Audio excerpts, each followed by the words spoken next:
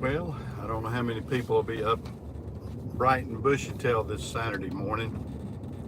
It's 7:24 right now.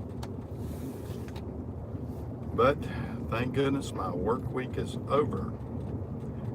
I just got back in about 15 minutes ago and completed my route from Savannah to Charlotte and back to Savannah. And now I'm going to be heading back to the condo to get some well-deserved rest. And hopefully I won't get too many phone calls today from drivers and situations like that. And I can relax a little bit. At least my driving part is over. I'm not having to drive anymore. I've completed my driving duties for this week. So that part of the work week is over now. I still have the owner-operator part of being a contractor that I'm still obligated for. But as far as driving, my driving duties are through for the week. I won't have to drive any more trips this week, which is great because, like I've said in the past, I'm sort of burnt out on driving. Since I've been a driver, I got my CDLs. Well, back then it was just chauffeur's license, but I got my chauffeur's Class A license when I turned 21, and that was 1971. So I believe, was it 71 or 72? No, it's 72 because I was 20 in 71. So when I turned 21, I was able to. I may actually have gotten it before that. I didn't get my full Class A. I think I had my chauffeur's, but I can't remember exactly. But I was able to drive for Carolina Freight when I turned 21. I know I was thrilled to death to be able to get them. When I was 21, I'd been a yard switcher for several years prior to that. So I had experience with tractor trailer trucks a good bit. I was what they call a yard switcher or yard jockey, and I backed trailers into the dock, and I also did the hookup duties of hooking the outbound trucks, and also disassembling the inbound trucks. That's the way we did it back then. We used to, they had what they called the ready line, where you put the trucks after they were weighed and checked out and everything, then you put them on what's called the red line. You would get a green tag truck, in other words, one that was ready to go, and you would hook it and bring it around, weigh it, make sure all the lights, everything was good on it, and then you would take it up to the red line. And that was a good job, it really was. It was a good job. I stayed good and slim with that job. They checked us one time. They had some of these efficiency experts come out and try to, like they all do, they tried to improve. I guess it would be it was an engineering job, I guess, but I don't know, it would be, what would that be? There's an engineering degree for those kind of things, I guess statistical engineer. And, they checked us out and everything. Well, I hope I still got a good signal. I had a few people on. Now I'm losing some. I don't know how good my signal is. But, a lot of the chat guys may still be asleep this Saturday morning. But I thought I would just jump on here and chit-chat a little bit with some people if they get on. I'm headed back up 95 right now, headed back up for the exit for Hilton Head. We'll go up here at exit 8 on 95 in South Carolina, and we hang it right there and go to Hilton Head. But tonight, I mean, last night it was kind of rough on me a little bit because I didn't get much sleep yesterday. I got awakened, I guess, several times. I got phone calls and everything because they don't know when I drive, and it's tough because, you know, FedEx times, drivers called me, telemarketers called me.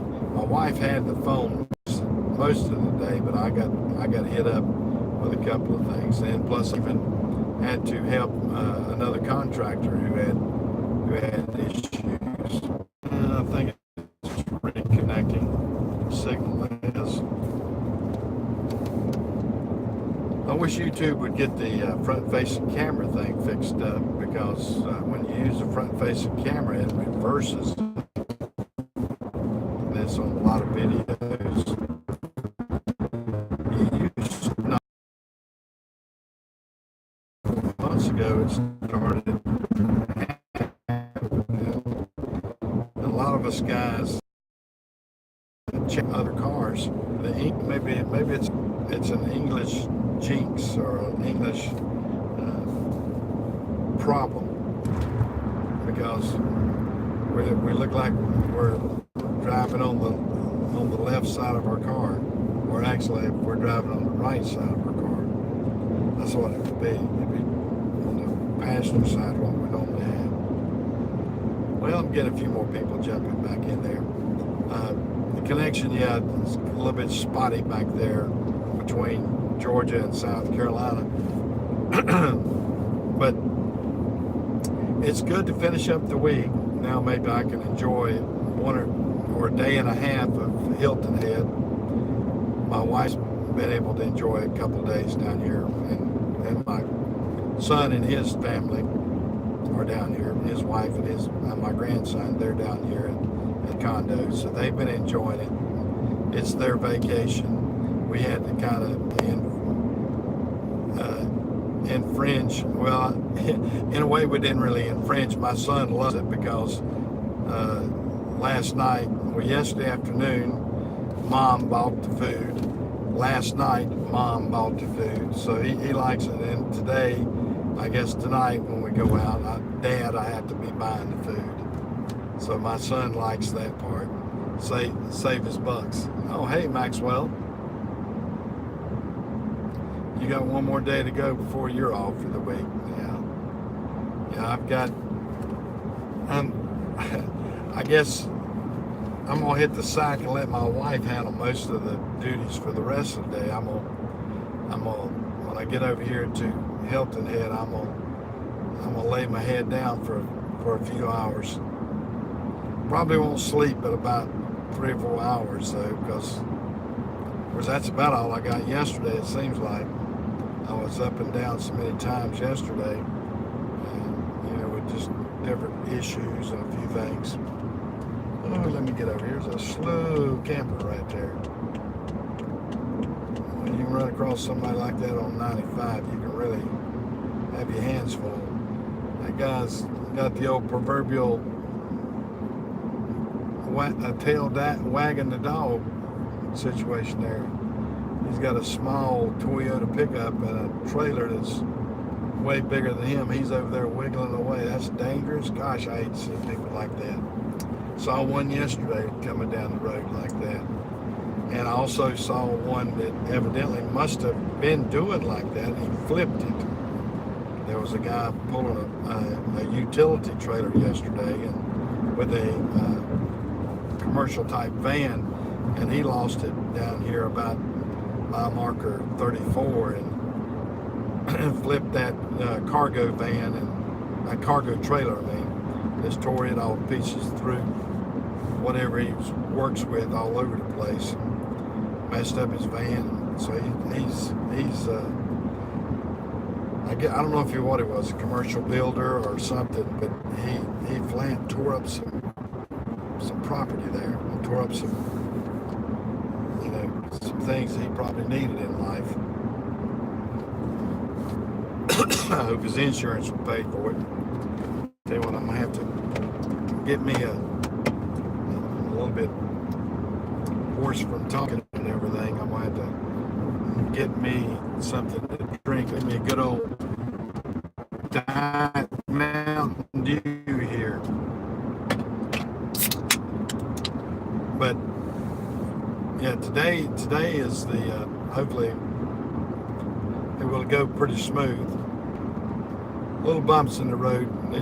Past few weeks I've had a couple little bumps in the road, you might say, with drivers and situations and everything else. And plus we have negotiated a sale of some of my routes. I've got 5 routes in Greensboro, North Carolina, and I've negotiated, actually I've already sold and completed one of them, and I'm in negotiations with a guy to buy the other 4 that I have in Greensboro. And then we're going to try to expand down here in Savannah with FedEx because the port is really going crazy, and they want me to expand, so I'm going to put my effort toward doing that. And we'll see how that goes.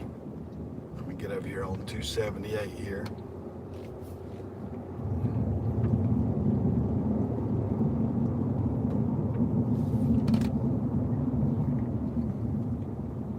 I would stop at McDonald's there, but that is a busy McDonald's because it's right here off 95. I could use a cup of ice. My Mountain Dew is a little bit warm. It's been in my cooler and I've lost all the ice out of it.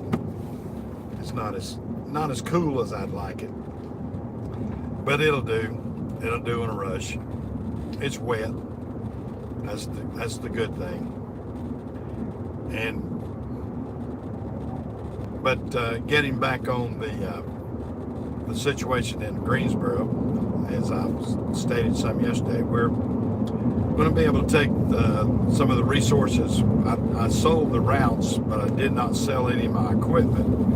So I'll be able to repurpose the equipment, the trucks, in the Savannah market down here. And I won't have to go out and finance any trucks or anything like that. I'll just flip them over from one entity to another, and also from one domiciled area to another. And it'll make this a lot simpler that way, because every time we put trucks on, we have to have cameras in all of our trucks now, and of course electronic logging devices. We have to have a lot of different things like that in our trucks up and working before they'll let us put the trucks on. So by me taking those trucks that I've already got approved and in the system, all I have to do is just do a renumbering of the truck, because I have to get new numbers. That's the only thing I do.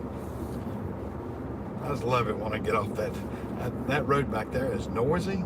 I was saying something about it yesterday, that whatever aggregate they used on the asphalt was really harsh or something, because that's a noisy road right there. Now it's smoothed out right here. The asphalt's a lot better. I guess because they're getting down here next to Sun City, or Sin City as some of them call it.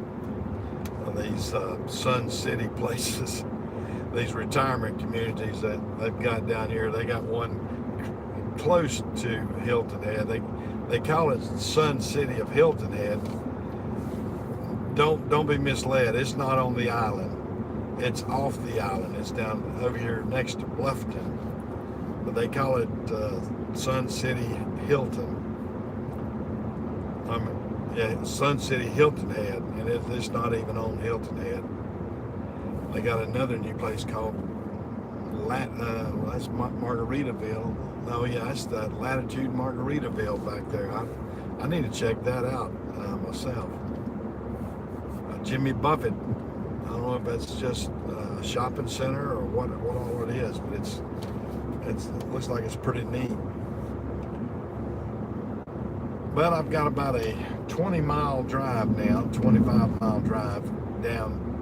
I'm on 278, the main road going into Hilton Head. So I got about another 25 miles to go, and I'll be back to the condo. And then then I'll be able to relax a little bit, hopefully. I'll turn the phone over to my wife and say, here, it's yours. Turn the ringer down and let me sleep. Been driving all night. Third shift, I don't mind driving at night. I've had a lot of people ask me about driving, and actually I prefer driving at night over driving in the daytime. Driving in the daytime is more aggravating because of the fact you got so many people that are crazy out there. And nighttime driving's not too bad because a lot of it is trucks, and then you're just negotiating the road with other trucks, and I can handle that. But sometimes these cars and trucks mixed, it gets irritating, and there's too much of it too. Nighttime's a little more relaxing. Now, if you can't sleep at night, if you can't sleep in the daytime and you can't stay awake at night, then it's not a good thing. I've had a system over the years. Even though I didn't get much sleep yesterday, I stayed alert all night, and I've got a system on how to do that. Plus, I'll take a cat nap during the route. I took about during my break and everything, I took about a 35-minute nap, so I would feel good. I did that about halfway through the route, and that's what you got to do.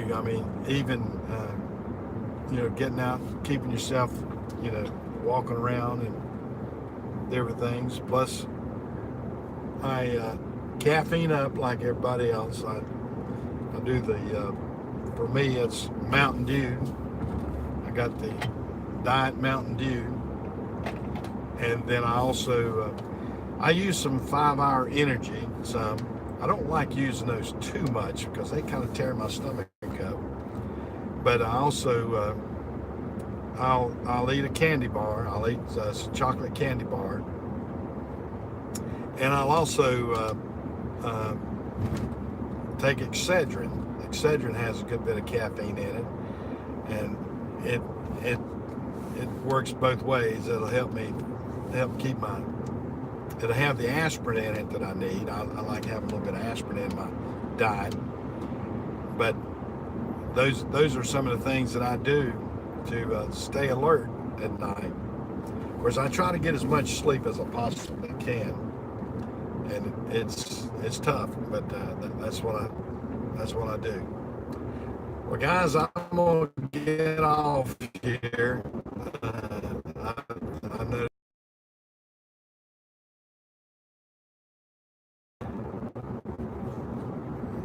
Y'all have a good Saturday morning, and I'll catch you out here on the road.